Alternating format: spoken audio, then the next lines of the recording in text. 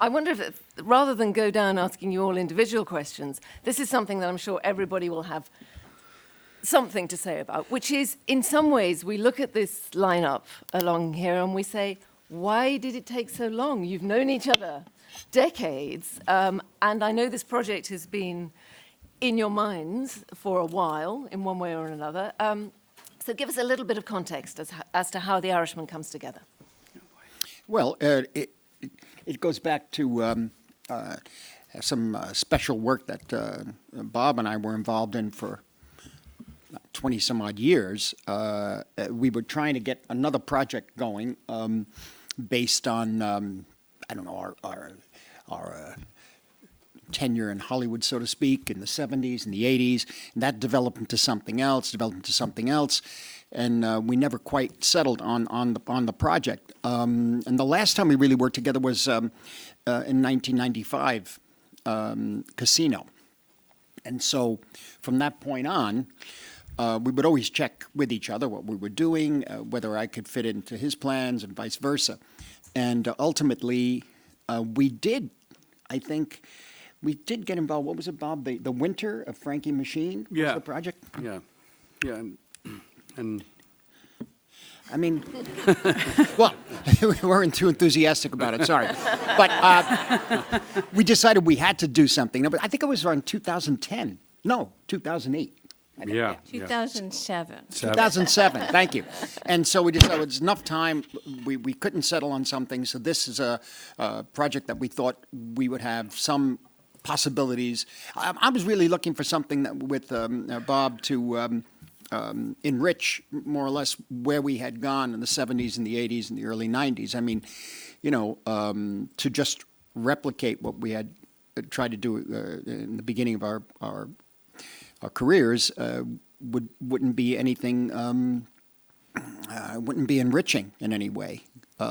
And so you were about to direct The Good Shepherd, and Eric Roth was writing that, and Eric, knowing that we were trying to do something called Frankie Machine about a hitman who'd retired, Eric gave you a book called I Heard You Paint Houses by Charles Brandt for research. Yeah, I mean, we were talking about it. He said he just read it, and it had just come out, and I said, I got to read that book.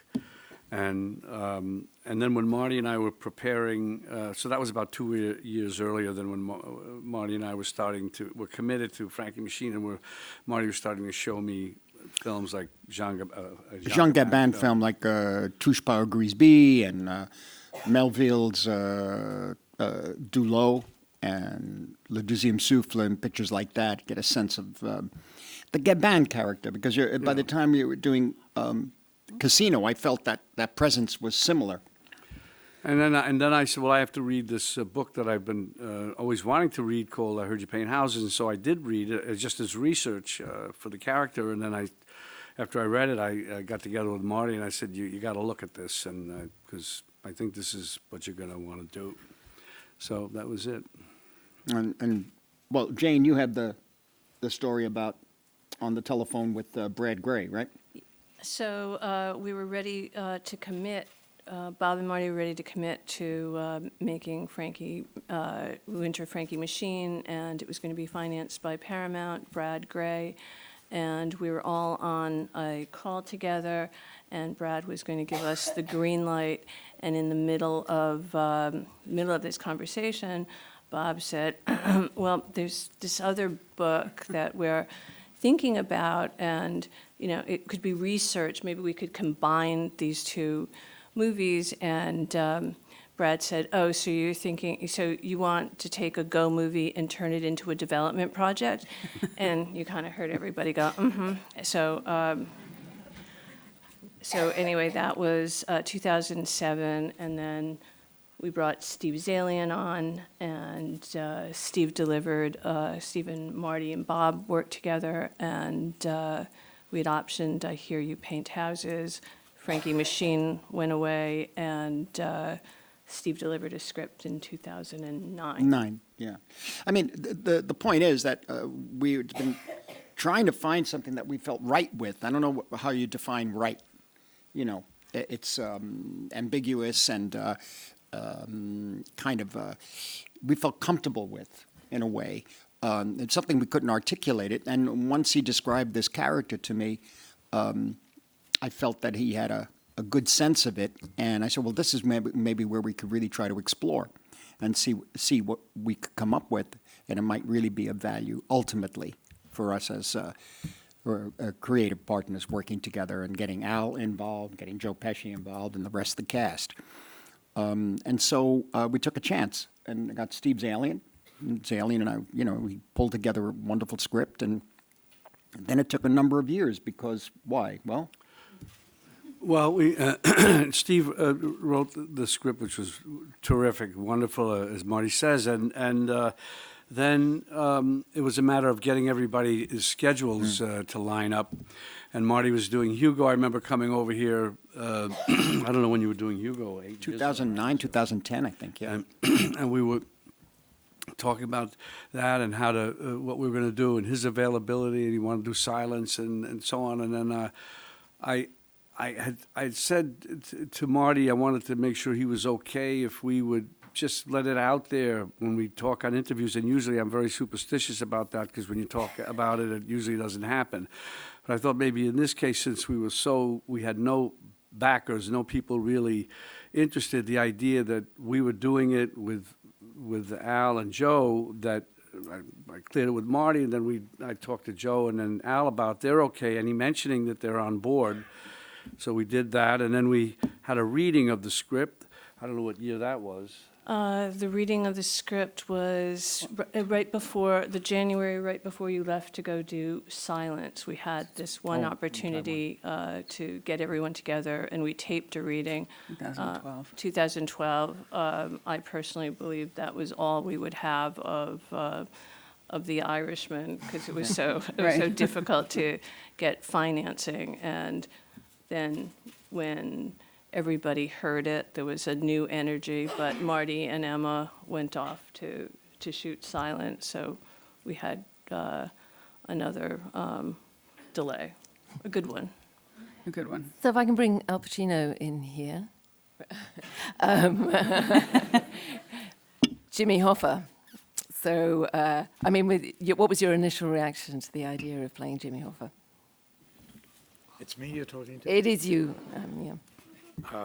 Well, it was, because I've known Marty and Bob very long time, and so when Bob came to me, called me about it, and it sounded really interesting, and the opportunity to work with them was, it was very important to me. I really wanted to, for years we almost worked together, Marty and I, at different things, and of course Bob and I have worked together. I mean, we've known each other, since we were young actors. So we we've worked together, so it was a good thing. Great. I don't know what else to say. Yeah, Hoffa. The first meeting we had about this with you, Al, was, and we talked about it in a hotel in L.A. Oh, that's right, the hotel, yes. Yeah. It's so coming back to me right now. I know. Well, it's so long ago. But the thing was, after the discussion, we talked a little bit, and then he looked at us and he said, is this going to happen? Because the complications of schedules, and then, of course, no real enthusiasm, to say the least, about financing, really, it made it, something that is a nice dream, but we were pretty clear, as you said, Jane, that maybe the reading was going to be the only time you'd have heard it or seen it, and we knew that going in, but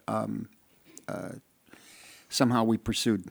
But I think that reading was very well orchestrated. Yes. I think Bob did it, arranged it so that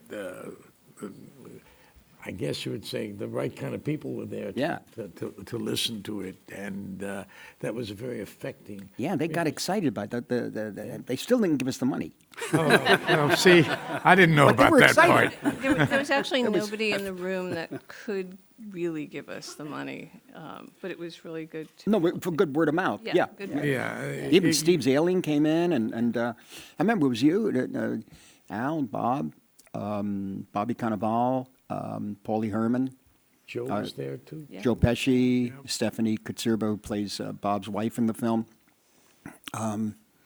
Yeah, it was kind of enjoyable reading. You could feel it though in the room. Yeah. You know, you could feel that there was something. There was a live wire there. It had life to it. So I always thought that it would happen, but then there was a period I thought, no, I don't think so. Well, yeah. I'd get a call from time to time from Al, is it going to happen? Is it going to happen? I said, don't worry, just hold on. We're working on it. Ladies and gentlemen, you're watching Hey You Guys! Hey, you guys, huh? Hey, you guys. Is that from the Goonies? It is indeed, yes. Nice. Hey,